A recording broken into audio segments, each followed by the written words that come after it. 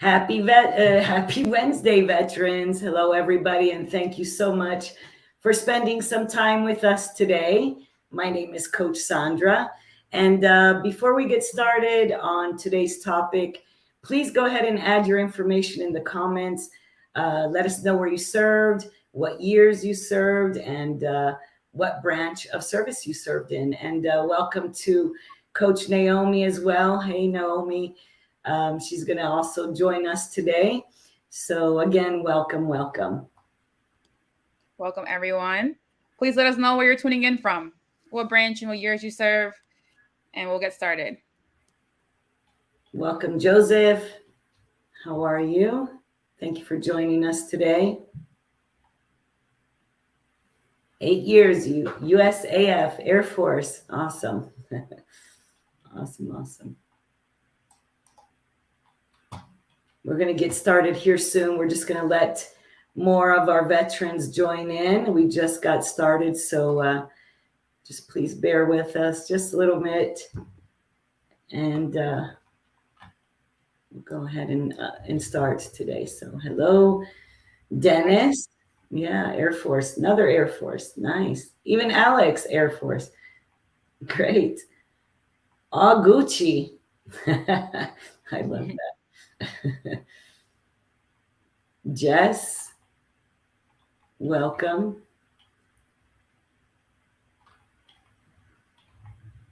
Robert, welcome as well.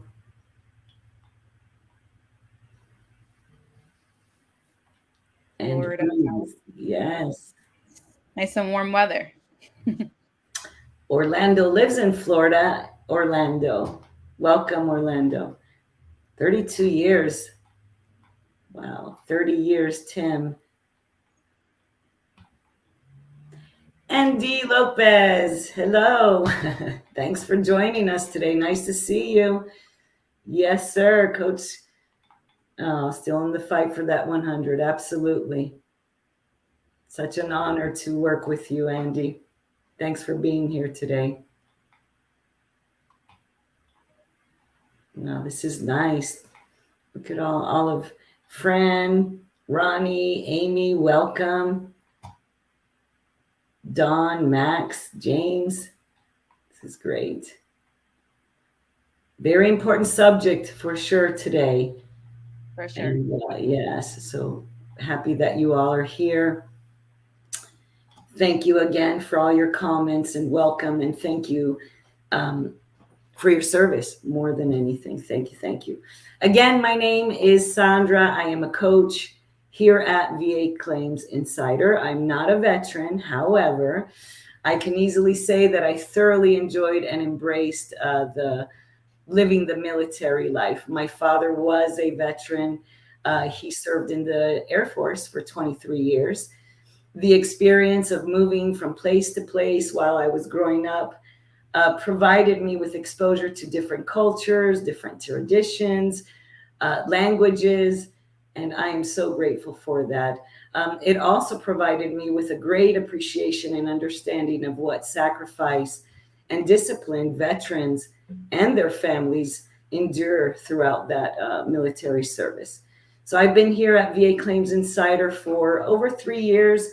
I am a coach again here at VACI, and it has been an extreme great honor to help veterans get the disability rating that they deserve. Every day I get to do this job, it's just amazing. So again, welcome. And Naomi, go ahead and introduce yourself as well. Yeah, welcome everyone. I'm Coach Naomi. Similar to Sandra, I actually don't come from a military background. I actually come back from a social work and legal background, have a lot of experience in therapy, of course, but also working with underrepresented groups. And I had done some work as well with some vets. I like to think that I'm serving now, right, through my work here at VACI. It's really an honor to do, life-changing work and getting the compensation that you guys deserve, for sure. So I've been here, I would say, under about a year now. It's crazy how the time flies by, but it's always a learning experience, always amazing, time to be helping folks with their claims, and just, giving them the right pointers to resources and things here at VACI that really will help your claims process that much easier, that much efficient. And I really, love what we do. So thank you so much for tuning in with us. Letting us know any questions that you may have throughout the session. We're here to help, here to give information, and guide you in the right direction for sure. Absolutely. Awesome. So we're going to get started with our disclaimer first, and then we'll get into the topic of the day. So our disclaimer is that we are not accredited agents. We are not VSOs, which are veteran service officers.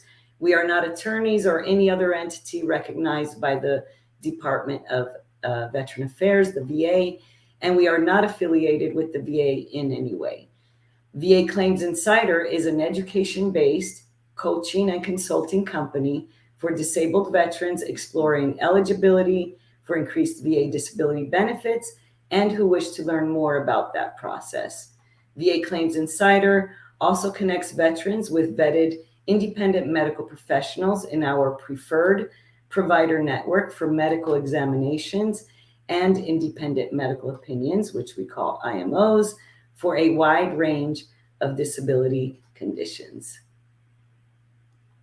Awesome. Thank you so much for that, Sandra. Let's just start off talking about a little bit more about our elite program. What does that entail and kind of what we have to offer should you join in this program?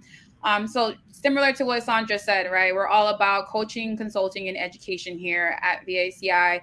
And the way that we do things a little bit differently is that we focus on SEM, or strategy, education, and medical evidence. So we always want to make sure that we look at the big picture of your claims, your claim journey up to now. What are you currently service connected for? What were those claims that you were denied in the past? What was missing, right? Is it missing evidence? Was there missing connection, right? And we fill those gaps. So let's build a strategy. Are we going for direct service connection, or are we going secondary? And if so, let's educate you on the criteria for that specific condition. Let's look up the CFR. Let's look up what the VA is, really looking for in order to classify you under with those criteria. But also, right, let's look at the evidence and the records that you have. Hey, are you missing a nexus? Are you missing a diagnosis? What are those next steps? And guiding you throughout that. We provide one-on-one coaching. So what does that look like? You'll have access to us through our Insider portal, which is a good resource for all throughout your claim journey, not only through communication with your coach or your coaching team, I should say, which is your AA and also your coach, but also resources to things in your claim, whether that's a VA form, whether that's a guide that really provides information as to what to expect. You'll have that one-on-one coaching call with your coach where they'll look at your overall kind of file, right? What's going on? What are you currently service connected for? What is that condition that you want to connect? Is build a strategy moving forward as to how we want to do that. We'll guide you preparing that claim, right? So gathering that evidence, making sure that everything's good to go. We will guide you there, through that claim submission. So we as veteran coaches don't actually submit claims on your behalf, right? Because we are just here coaching and consulting throughout this journey for you, but we'll provide you with the resources, education, the tools so that you can submit that claim successfully. We can have you, hop on a Zoom call with us, share your screen, and we can guide you step by step. But definitely it's a team effort, throughout this claim journey for sure. And then after you get that claim submitted, shifting our focus to CNP preparation, right? So what to expect for the CNP? What does a bad CNP look like? And if so, what are those steps? What are those resources that we have in place for you to go ahead and report that? So all that support throughout that CNP process for sure is something that is part of that elite program. Another really cool thing that I probably one of my favorite things as part of the elite program is that we have live classes via Zoom 3 times a day throughout the week. One in the morning, we have coffee with the coaches. It's a really lax, environment. You come in and just, build community, learn from other vets that have been through this process, celebrate wins, just check in with one another. It's always a cool way to just learn from one another. Ask coaches questions that maybe you're not able to ask your coach during a call, or just follow up on something. It's always an open environment. The other, I would say, we have preparation classes. So let's say you're going in for an evaluation for your mental health claim, or let's say you're going in for that CNP. We have prep classes for those throughout the week as well. So it's always a really cool way for you to get yourself in those classes, learn little nuggets, like we like to say, from other coaches, pointers and tips that would really help you prepare for that CNP exam or the mental health exam, if that's what you're preparing for. Absolutely.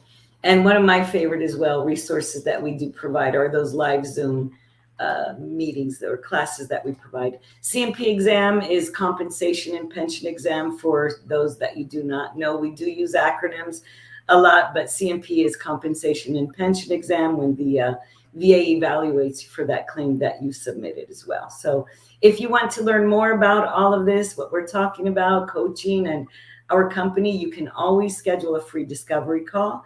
You can talk to one of our team members.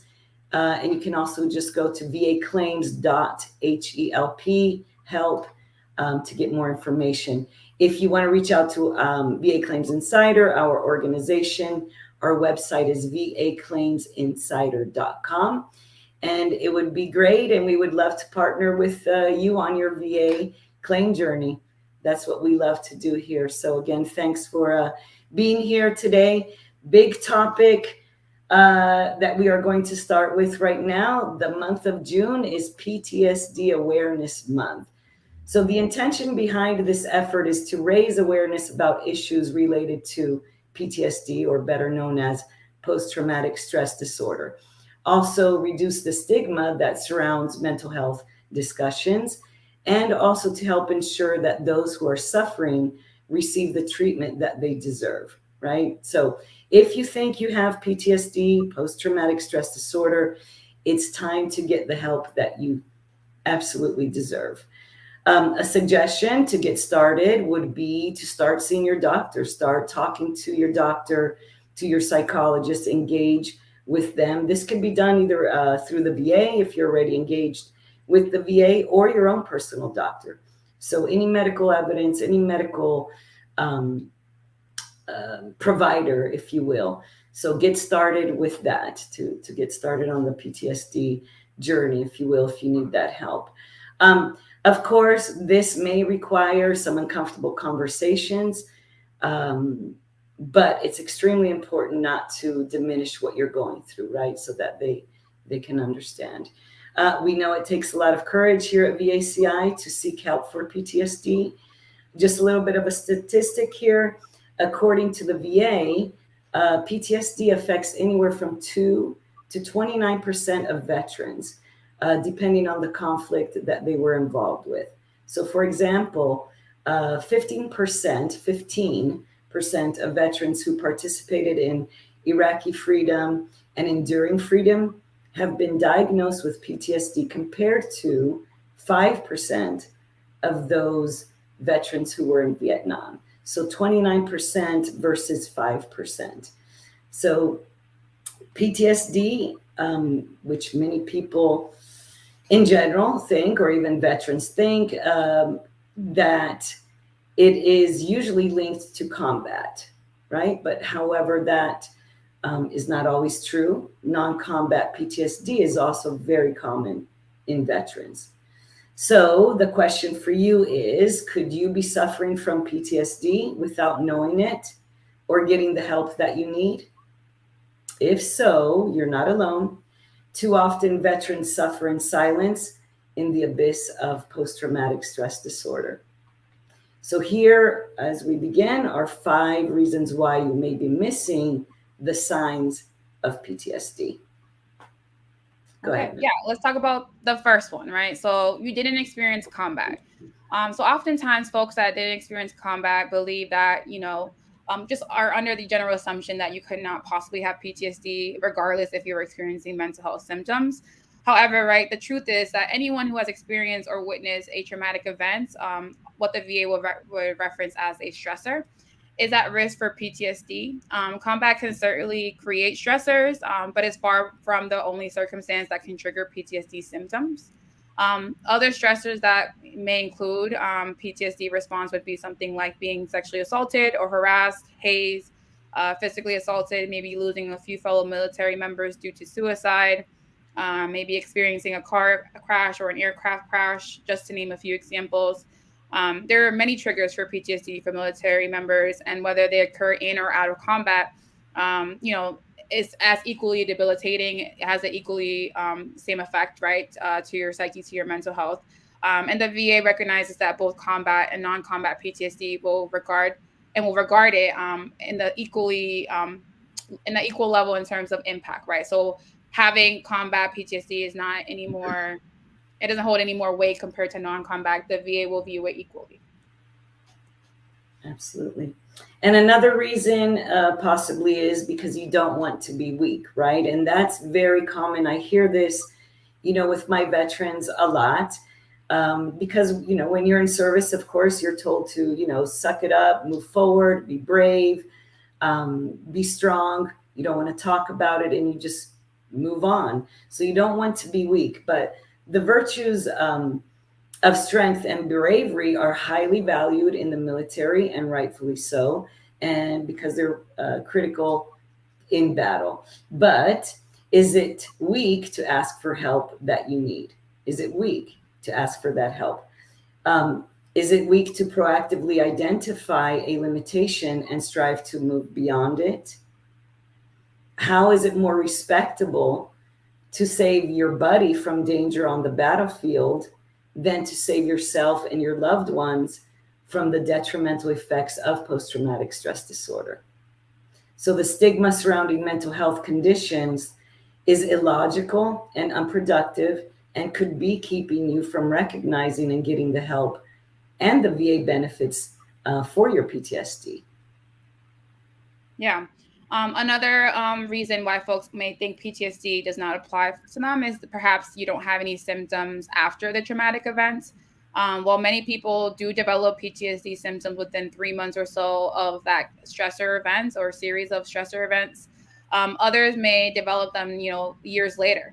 There has been one study that showed that some World War II veterans did not manifest PTSD for 30 years after their combat trauma. So don't think that if you're not experiencing those symptoms right after you depart from service that, you don't necessarily qualify for that PTSD.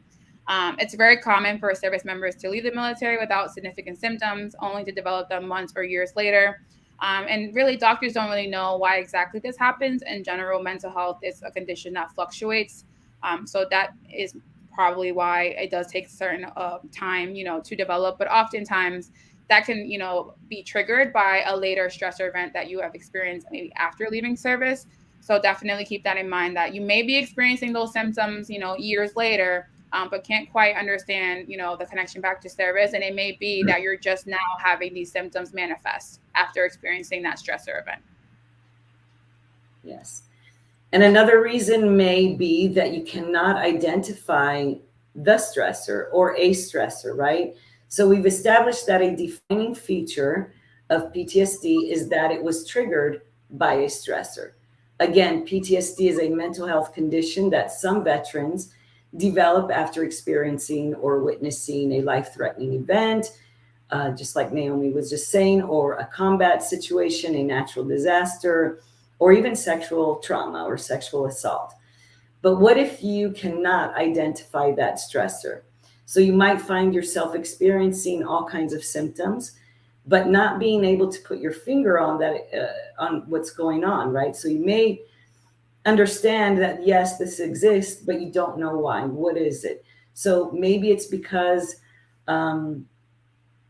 it's about the people around you, or maybe it's your job, or maybe you're just stressed out. Maybe you have anxiety, or maybe you have OCD, obsessive compulsive disorder, or maybe you have a borderline personality disorder, right? So PTSD in general can look a lot like all other mental health conditions, including depression, anxiety, again, OCD. But while PTSD shares symptoms with these conditions, like the depression, anxiety, OCD, it is a distinct diagnosis that developed in reaction to a traumatic event or a stressor, right? It is a distinct diagnosis that is developed in reaction to a traumatic event or stressor. So remember that the stressor does not need to be a devastating event. So witnessing somebody else's trauma, or let's say having major surgery during service, fearing imminent danger, or even if the danger doesn't actually materialize, and you're still fearing that imminent danger, that can actually cause PTSD as well. Everybody is different. What triggers trauma triggers trauma. That's not easy to say. And one person may not be the same for another person, right? So it is also important to know that just because you cannot remember a trauma or a specific stressor, it doesn't mean that it did not happen, right? Because in the wake of that traumatic event, your brain may detach from reality as a protective measure, but it doesn't mean that your mental health isn't still reeling from that event. Okay. Yeah, and another potential thing that's been happening is maybe you're masking your symptoms, right? We're always kind of told, especially the veteran community, kind of, stick through it, see it through. And oftentimes, you don't really actually acknowledge those symptoms, and maybe you're just, working through or masking the symptoms. So we always talk about how maybe inside, maybe you're broken, but the world expects you to carry on. So you figure out ways to mask or drown out those symptoms. It's very common for folks that struggle with PTSD to cope using um, other coping mechanisms. The most prominent one that comes to mind is things like drinking.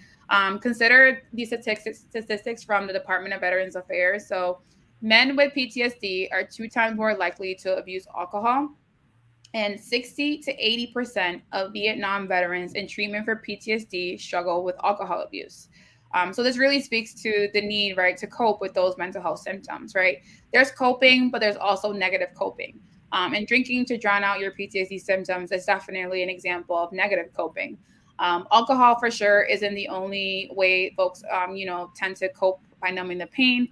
But it's common for folks to turn to other addictions, things like gaming, maybe overworking, overeating, just to name a few, to negatively cope with those PTSD symptoms. What's going to be important is to know the common symptoms of PTSD, so that you can understand maybe, how that PTSD affects you, right, into your day to day. So, just to name a few of those symptoms are things like intrusive memory. So, this could be anything from flashbacks, nightmares, maybe some severe emotional, physical reaction to something that maybe triggers or reminds you of that specific in service traumatic event. Perhaps having some negative thoughts about yourself or the future, having difficulty in preserving close relationships with families and friends. And maybe as a result of that, you're feeling detached from people around you, detached from your family, and maybe you're showing some irritability, some anger. Maybe you hold some strong feelings of guilt or shame. Maybe have some sort of loss of interest in activities that once excited you prior to service. Or maybe you're not having any emotions at all. Maybe you're just flat or numb. Maybe you're shutting out those memories of the traumatic event. Maybe because of that, you're feeling like you're always on guard, always looking out for that imminent danger, having behaviors that helps you cope with that fear, right? Maybe you're having some reckless behavior. So going back to the alcohol, maybe drinking too much, maybe driving too fast, maybe driving under the influence. Another other two common symptoms are things like difficulty sleeping or maybe difficulty focusing.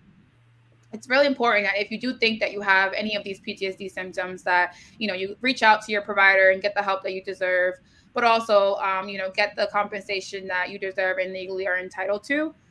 Depending on the severity of your condition, right, you may be entitled to a PTSD rating up to 100%. So the very first step would be, if you're thinking you're having any of these symptoms, is to start out by reaching out to your provider. Again, it doesn't matter if it's through the VA or through a private provider. Just to see what's going on with those symptoms, to see if that fits within the criteria to be officially diagnosed.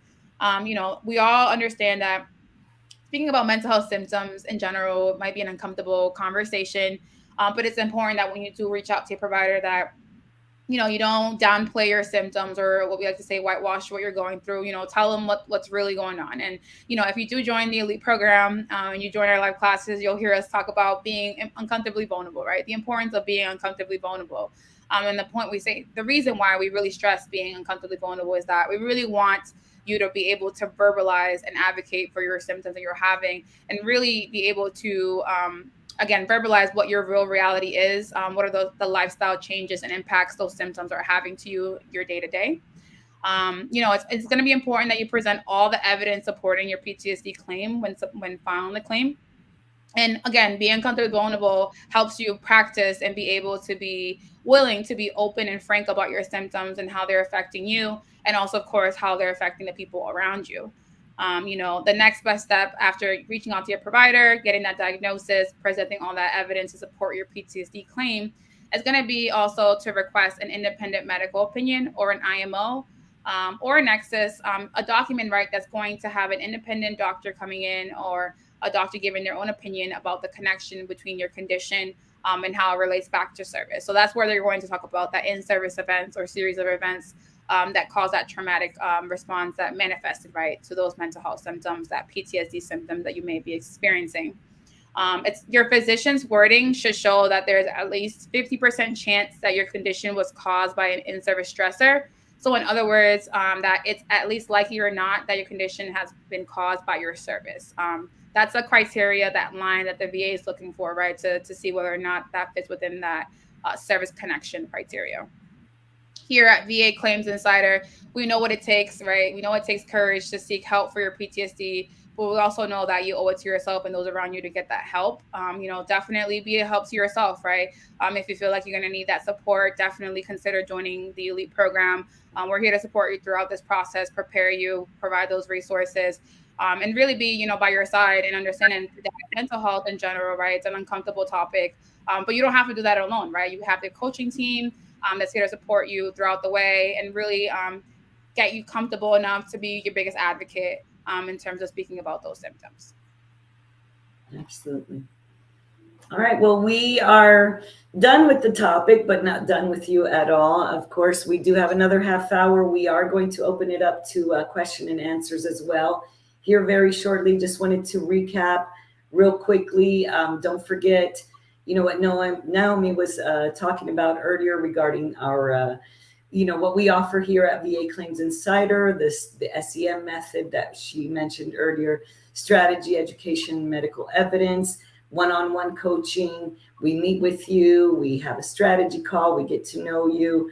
We start that claims process together, right? We educate you throughout the process, and we do it with a lot of gratitude. We love helping veterans. This is something we truly do all have in common here at VA Claims Insider. So if you need the help, if you would like to schedule a call with us, again, vaclaimsinsider.com is our website.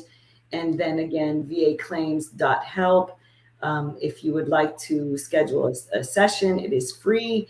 And then don't forget, if you know Brian Reese, I know many of you do, our wonderful founder of VA Claims Insider, his book is out. It is called You Deserve It. It's the second edition out now. And you can actually order that book on Amazon.com or Amazon. So again, if you want to learn more, schedule a free discovery call and talk to one of our team members, vaclaims.help. And we are open for your questions now. We appreciate you being with us thus far. So thank you again. And here we go. We have, I do see we have some comments that were made. All right, let's see here. I'm going to pick one. We have many, many comments. I love that. So, Laura, I get migraines due to PTSD and medication, but I don't have proof. Hi, Laura, and thank you for your comment, and thank you for your service as well. So the first thing that you want to do, just like we mentioned earlier regarding PTSD, mental health in general, is to start reaching out to your doctor, right? If one veteran or someone is suffering from a condition, regardless of what it is, migraine, sleep apnea, back problems, hypertension, whatever that may be, you want to start discussing that with your doctor, because you want to start accumulating evidence, medical evidence, that will then eventually support the fact that your migraines are caused by your PTSD, your mental health, right? You need to establish that link. We call that the nexus. Or a better word for nexus is link or connection. So you would need a medical provider that states, hey, I've evaluated Laura. She's suffering from migraines. In my opinion, her migraines are caused by her service-connected PTSD. And that's how you establish the connection between one and the other. But first and foremost, if You don't know this. The VA will not accept a claim unless the condition that you are claiming is officially diagnosed by a medical provider. So definitely want to seek that first. That's where you want to start, Laura. I hope that answered your question. Yeah. Another question I saw in the chat was from Nick. Can you have a PTSD rating if you have an anxiety claim? Was told that they fall within the same category, similarly to how sleep apnea and respiratory illnesses. So, yes. So PTSD rating, you cannot have two separate ratings. What the VA does is that they will combine all of your symptoms criteria and rate you for all mental health under one rating. So let's say, for example, if you already were service connected for anxiety, but now you feel like you're experiencing some sort of additional PTSD symptoms, what you would want to do is, let's say, if you are service connected, you want to file for an increase and really speak on the worsening of those symptoms, really focus on what those symptoms are, provide examples. And then that increase, if should it be warranted, would be rated under one rated, we will list the anxiety with PTSD. So you won't get one just for PTSD, another one for anxiety. Hope that answered your question. All right. Here's another question from Todd Allen. I suffer from combat PTSD and have started to get treatment through the VA. But when do I know to ask for a rating? Does my VA provider provide the PTSD rating? Hi, Todd, and welcome. So absolutely, you're doing the right thing. Just like I mentioned early on in our conversation, seeking the treatment, that's where you want to start, which you're doing the right thing. So good for that. Good on you for that. When do you ask for a rating? So you need to be diagnosed with that condition, right? You need to be diagnosed with PTSD by the VA or by a medical psychologist, a board certified psychologist that establishes that diagnosis. Once you have that diagnosis, now what you need to do is you need to establish again that link between the PTSD and service, because of course the VA compensates veterans for conditions, injuries that occurred during service, active duty. So once you establish that diagnosis, then I'm not sure if you have a coach, if you are here with us at VA Claims Insider, but that would be a good start to sign up with us, and then we can coach you through the process from there forward. The question that you had related to, does your VA provider provide that rating? No, they do not. You are now going to the medical facility. The benefits, the side, if you will, the VA benefits side is who eventually will establish that rating if the VA feels that indeed that PTSD is service related. But again, remember, you need to establish the correlation between PTSD and service. We here at VA Claims Insider, as we mentioned earlier, do refer you to a preferred network of providers who can provide medical evidence to support your claims. They provide psych evaluations and also medical Nexus letters. So if you do engage with us, if you haven't already, we'll definitely discuss that further with you. Yeah. I see that Max asked, can you recap the symptoms, please? And yeah, for sure. Let's go over those symptoms again. So most common symptoms of PTSD are often intrusive memories. Those can look like flashbacks, nightmares, severe emotional or physical reaction to something that reminds you of that specific traumatic event. Maybe having negative thoughts about yourself or the future. Having difficulty preserving close relationship with families and friends. Maybe as a result of that, you're feeling detached from the people around you. Being irritable or having anger, having strong feelings of guilt or shame, having a loss of interest in the activity that you once, enjoyed before, feeling emotionally flat or numb, shutting out memories of the traumatic events, or feeling like you're always on guard against some sort of imminent danger. Experiencing or displaying, I should say, reckless behavior. So things like drinking too much, drinking too fast, drinking under the influence, having maybe difficulty sleeping or focusing. Those are just the common ones of that for PTSD. So thank you so much for asking for that recap there. Thanks, Naomi. We have a question from Luis Gallegos. I filed a claim for depression secondary to cancer. Currently waiting for the CMP exam, again, the compensation and pension exam, and rating. I just been diagnosed with PTSD. Can I file an increase for mental health when I get that rating? So again, I think we touched upon this, or Naomi just did. PTSD, depression, anxiety, all those conditions, if you will, fall under the same umbrella for the VA, right? So PTSD is rated from 0 to 100. So is depression. So is anxiety. So the VA rates mental health in increments of 0, 10, 30%, 50%, 70%, and 100%. So eventually, if you do get rated for the depression, which you've already submitted for, I would wait for the decision that comes back on that. Because you have PTSD, again, the VA rates mental health as a whole, right? So will it help increasing that rating?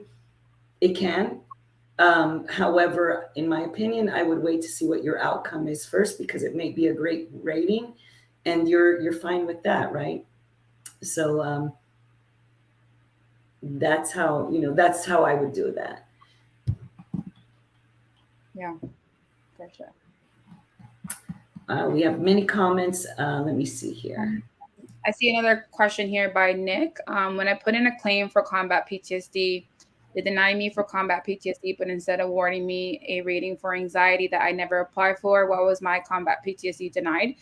So this is actually a really good question. So I'm glad you asked this. So yes, oftentimes when you go to file the claim, let's say you have the intention of filing for PTSD, you file with all the evidence. Maybe you have an IMO, maybe it's records of you getting treated through the VA.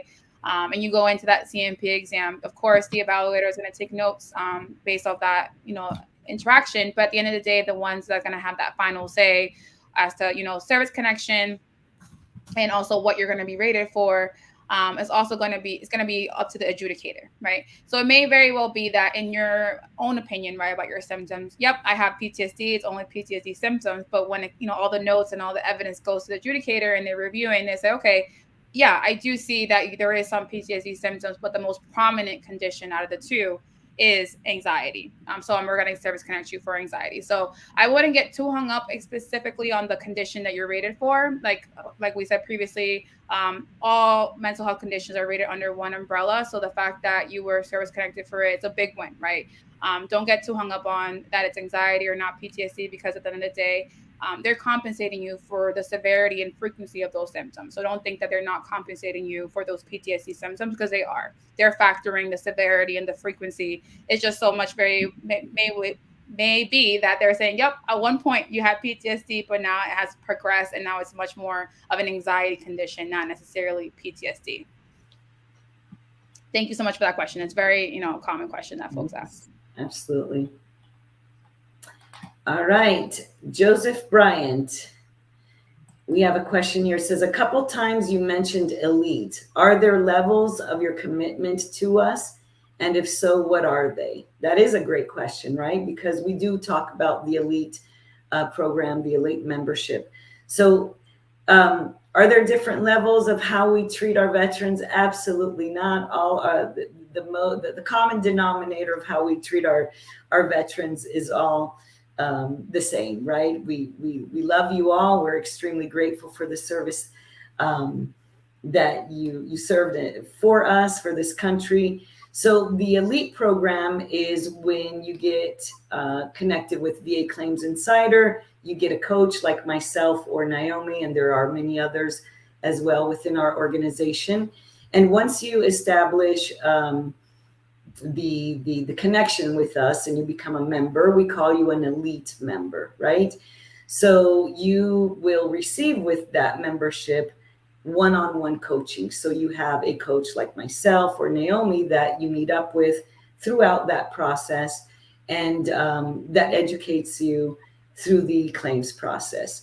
So elite is a term that we use dearly. It's something that I'm actually not sure if we've said, but anyway, it's a great acronym for what we stand for here at VA Claims Insider. And so there is another program that we do offer, and if you want to learn more about that program as well, you're more than welcome to reach out to us. That program is different than the Elite. And what it does is you do not get a coach, but you do get the resources that everyone else has available to them. But the only difference is that you don't have a one-on-one coach relationship. That program is called Mastery. So if you wanted to look into that, you're welcome to see VAClaimsinsider.com, our website. A lot of great information on there. Thanks for your question, Joe. For sure. Yeah, I just wanted to touch base that ELITE acronym is basically our core values, right? So the E stands for empathy, the L is for learning, I is for integrity, T is for teamwork. It's our core values that drives the way we do things here at VACI. Definitely recommend logging into VAClaimsinsider.com, checking out, who we are, what our core values are, and kind of what our goal is. If you want to learn more about, who we are, what makes us different, for sure. Yes. I did see a question in the chat that I wanted to respond to. I see Michael said, can 100% PTSD be reduced if the condition is static? So oftentimes when you're 100% PNT, that means as long as you don't touch any of your claims or file any additional claims, the VA will not call you to get reevaluated for any means necessary. So once you get that 100% PNT, if you leave it as is, none of your conditions will be reduced, or you'll be called in for another CMP exam to get evaluated. It's not until you file a new claim or that opens the window or opens the door for the VA to call you in to get reevaluated. So if you have that 100% PNT status, you're good, you're gold. Let's keep it there. Definitely, unless you have, you don't have any other claims to file, you should be good to go. Indeed. And we say that a lot. Do not, if you're at 100% permanent total, the VA has established that you are permanently and totally disabled, right? So once you reach that 100%, there is no 105 or 150, the max disability that you can receive from the VA for disability compensation is 100%. I have a question here from Adrian. It says, I recently filed a claim for sleep apnea secondary to depression. Do I need a Nexus letter? Well, more than likely, yes, Adrian, because you need, well, not you, a medical provider needs to establish the link between those two conditions, right? So a medical provider will look at and evaluate your medical records. And if they truly believe that there is a correlation between the sleep apnea and the depression, they will provide you with a document stating that exactly, that there is a correlation between the two, right? So that is called the Nexus. Again, that means the link or the connection between one condition and another. And more than likely, yes, you would need to establish the Nexus, where a medical provider will need to establish that. In return, the VA will then now accept that claim because the connection has been established. Again, VA Claims Insider, we do offer those teams of preferred medical providers that you have access to as an elite member at discounted prices. So if you are interested, again, please go to our website, VAClaimsinsider.com, or you can also schedule a discovery call with us for free. And there's the information right there at the bottom of our screen. Yeah, I wanted to respond to Laura.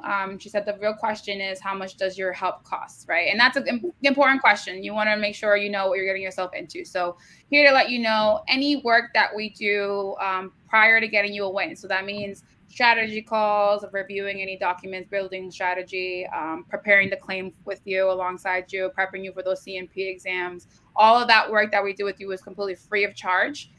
The only time that we would get compensated here at VACI is if we were able to get you a win. So I always use the example. Let's say you come into VACI with a monthly compensation from the VA at $100. And then after the work that we do, we put in a couple claims, we bump you up to $200. We will take that difference of 100 and multiply it by 6, and that's going to be the total invoice amount that you will receive by us. You do have 2 different payment options to take care of that. Let's say if you want to do a lump sum, we do shave off 10% of that invoice. Or you have 12-month interest-free payments that you can set up with our accounting team. And the really cool thing about that is that, once you have some sort of payment plan in place, if you want to continue moving forward with your claims, we're more than happy to continue, moving on to the next claim. So definitely, we're equally as invested in your claim journey, right? We don't get compensated unless we get you that win. So definitely, I would say just start off by giving that discovery call, just seeing, ask those questions, see how we could potentially help you, and give us a try and see, where we get you. We're here to definitely, give you that rating that you are definitely entitled and deserve. And we're here to help you get that. There's another question here by James Morris. I was awarded 10% for PTSD in 2010. And then in 2012, I believe it was taken away. Several reasons, and you've been fighting ever since on my own until 2022. So I'm not sure if you've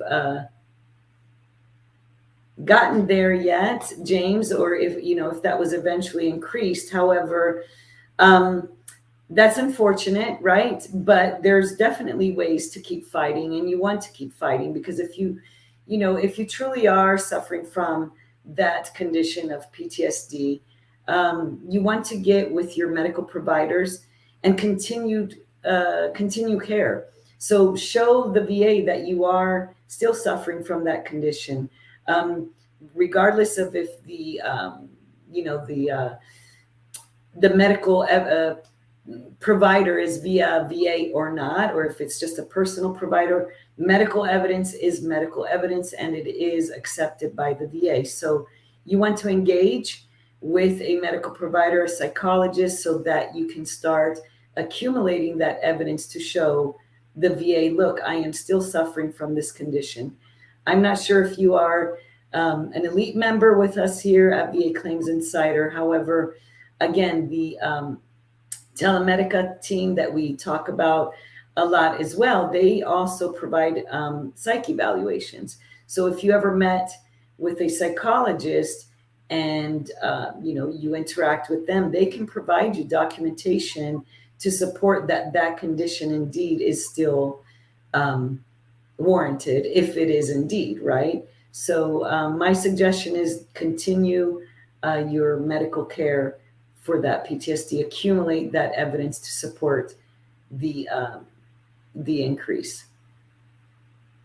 Yeah, Sandra, you mentioned evidence, right? And it definitely goes back to this question on the chat from Max. What is the real definition of an IMO? So an IMO is an independent medical opinion, and it's one of those documents of forms of evidence that typically comes as a result of having a mental health evaluation. Let's say, should you do your eval through our preferred network through Telemedica, a couple of things that the IMO document will contain is, one, that diagnosis. So is it PTSD? Is it depression? They'll go ahead and diagnose you, but also speak about symptoms that you're experiencing, severity and frequency of symptoms, which is very important within that, mental health criteria with the VA.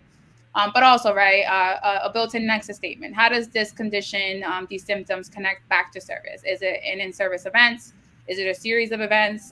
Definitely want to make sure that you make that clear to the VA, that connection back to service. And that's typically an IMO document. That's the purpose that they serve. So an IMO is an independent medical opinion, just to answer your question. Awesome. So here's another couple, let me see here, a couple questions I wanted to address. They're very short. Kevin Miller, how do I get you all to look at my things or my, your stuff, if you will? Go ahead and sign up. Go ahead and go to our website, vaclaimsinsider.com, or there's if you see on the banner, if you're still here, just go ahead and you can get started with a free call or get started with us as well, vaclaimsinsider.com/ Elite, or there again, VA Claims Insider .help, HELP. That's how you can get started. Once you establish a relationship with your coach, Kevin, then they will definitely look at all of your evidence to create a strategy and move forward on the best path for you both, for you through the claims process. The other question was, I have sleep apnea at 50%. This is Lolita Woodward. You have 50% rating at for sleep apnea currently. Can I file PTSD as a secondary? So Lolita, as we were talking about earlier, PTSD is more related to a traumatic event that occurred in service or a stressor, right?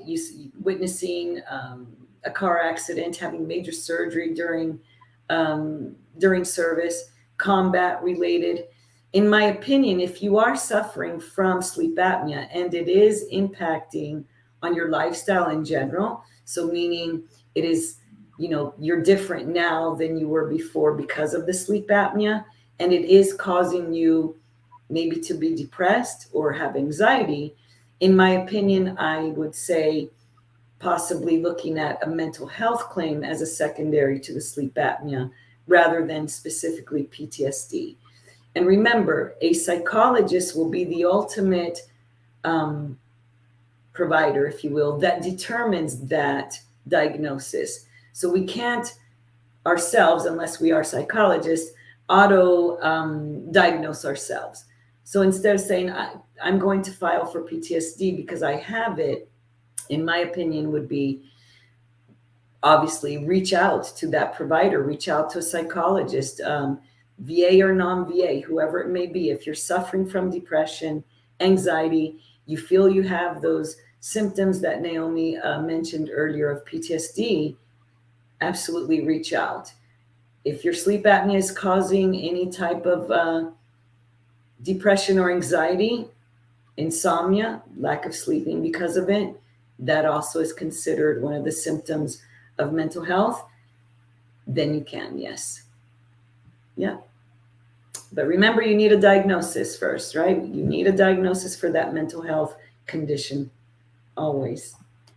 Yep. And that's the very first step. That's what we always say. Get your butt to the doctors if you haven't, have a better understanding of your conditions, of your symptoms. That is the very first step, whether you decide to continue this claim journey on your own or with VACI. A diagnosis is the very first starting point, for sure.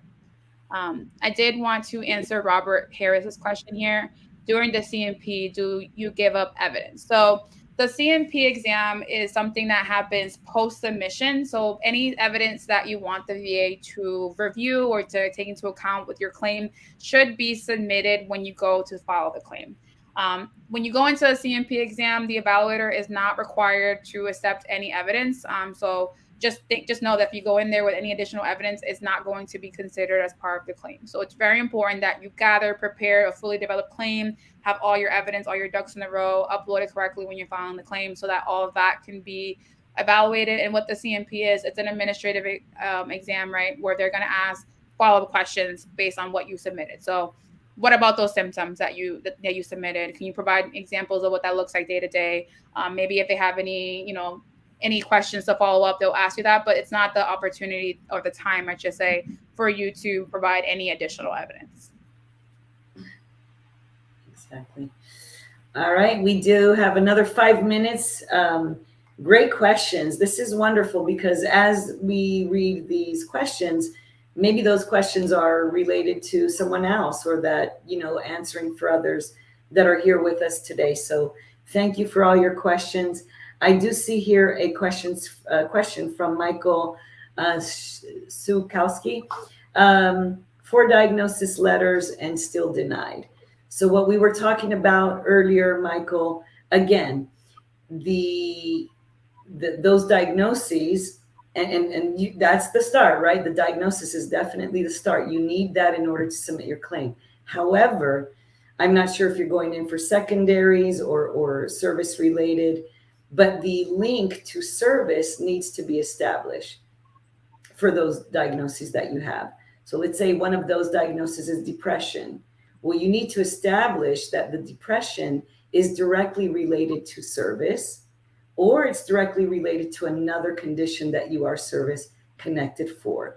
So again, that nexus that we talk about, which means the link between one and the other, is necessary for the VA to accept that claim.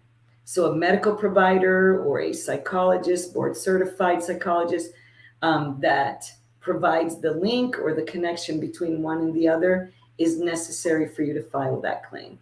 And I see Max Archer said, after you commented, he said, you need VA Claims Insider to connect those diagnoses to service. And thank you, Max. That is exactly true, right? That is what we are here for, the education, so that you don't continue fighting with the VA and continually get denied because of the lack of, what documents do I need? What documents are, necessary for me to move forward? So having a coach like myself and Naomi is extremely important. We would love to have you. We would love to serve you throughout this process. So go ahead and if you'd like to join us, again, it's free. You don't pay anything at all unless, we move forward and you get that increase that you deserve, which is a celebration for us all, life-changing celebrations.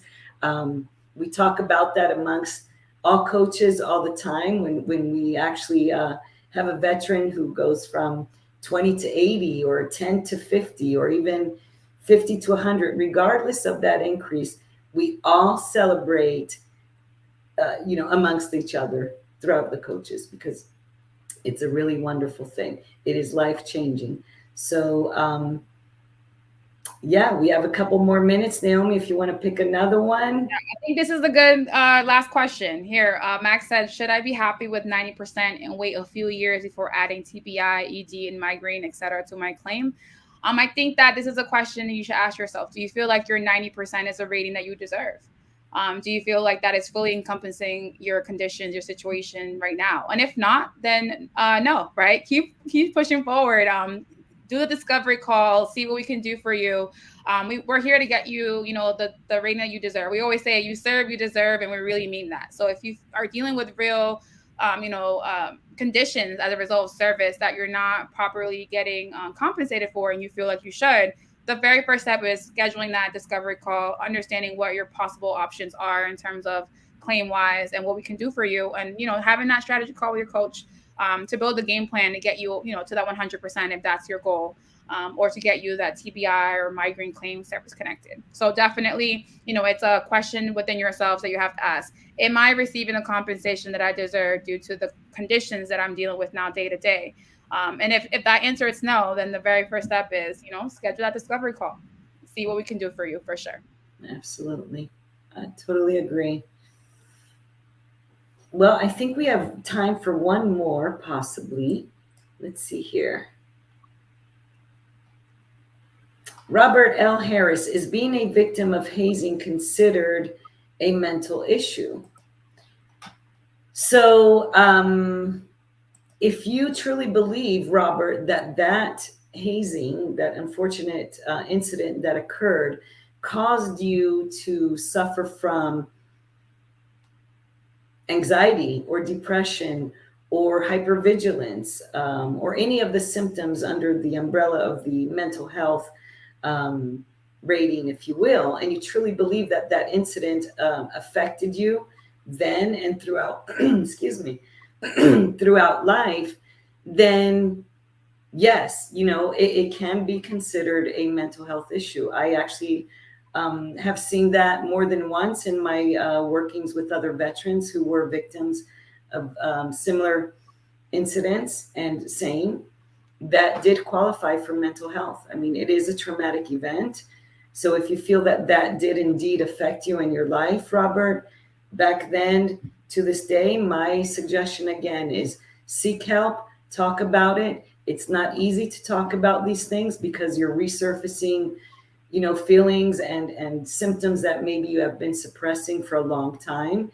But in order to be compensated, you want to shed that armor that you were always taught to hold on to and not, Like we said it earlier, you don't want to be weak. You don't want to talk about it. You're suppressing it.